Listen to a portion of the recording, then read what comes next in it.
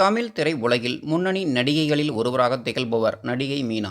Super star Rajinikanth, captain Vijayakanth, Karthik, Prabhu, Kamal Haasan, Ajith போன்ற முன்னணி நடிகர்களுடன் நடித்த மீனா, பிரபல தொழில் அதிபர் வித்யாசாகர் என்பவரை திருமணம் செய்து கொண்டார்.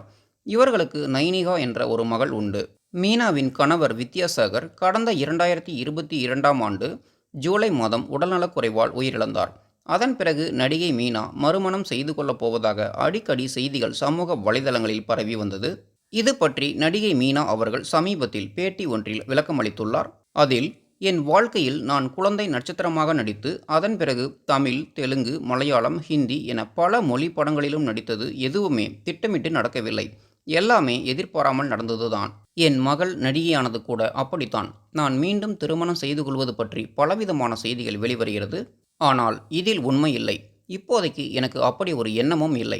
மேலும் நிறைய பேர் இப்படியே தனியாக வாழ்க்கையை கடத்திவிட முடியுமா என்றும் கேட்கிறார்கள். ஏன் முடியாது? எத்தனையோ பேர் தனியாகவே வாழ்க்கையை கழிக்கிறார்கள். இப்போதைக்கு என் முழு கவனமும் எனது மகள்தான். மிகவும் சிறிய குழந்தை அவள். அவளது வாழ்க்கைதான் எனக்கு முக்கியம். இப்போது கூட என்னை மனதில் வைத்து எனக்காகவே கதைகளை உருவாக்கி கொண்டு படம் எடுக்க பலர் வருகிறார்கள்.